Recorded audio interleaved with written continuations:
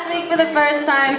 This week she's here again. Julie Laing is excited to see a new poetry community growing in the Flathead Valley. I am too.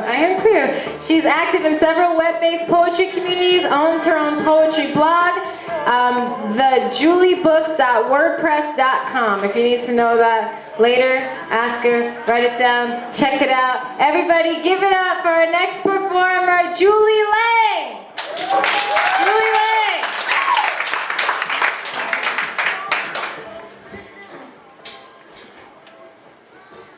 Thanks. So, as Leanne said, I have a poetry blog I run called The Julie Book. It's called The Julie Book because that's what these are called. A friend of mine dubbed them this when I first started writing poetry and things back in high school. They became the Julie Books. And it's not just poetry. I collect quotes, do doodles, whatever kind of appeals to me. Inspiration goes in them.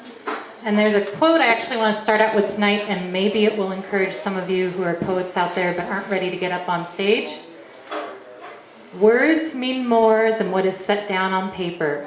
It takes the human voice to infuse them with the shades of deeper meaning. Those are words that a woman named Mrs. Bertha Flowers said to a young Maya Angelou. So take that with you and get up behind the mic. First piece I've got for tonight is actually one I just finished for a poetry challenge in one of the groups I belong to online. This is called Stepping Up, and it was inspired by last week's reading. That flutter in my stomach was not butterflies, but light, hungry moths drawn to densely shaded globes in the gypsy den windows. Mike in one corner, crowd of intent ghosts lifting frothy mugs, waited for me to open my lips, release my first shaky lines, and decide whether to dub it poetry or mere words. Passing their test brought fleeting respite, lulled beating wings into hibernation until the next reading. And now, as I cup my own steaming brew, watch exposed moths threaten to knock open mic virgins off stage, I feel my own swarm, sense growing light, begin to wake from dormancy, return me to my debut. Thank you. Thank you.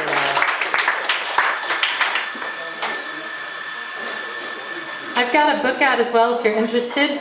This is a piece from it. It's titled Freebird. Sometimes I feel I've failed, lost my title of artist, of objective, lost my ability to see what sits under a mask. I feel I've failed when I can't see the beauty of a few pieces of metal and rubber stuck at a standstill, peeling in the sunlight.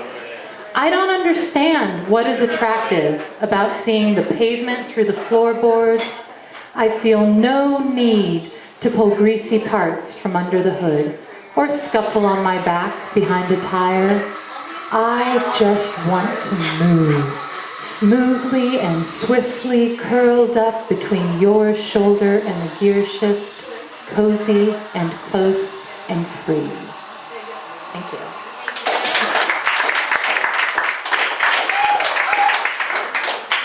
Thank you.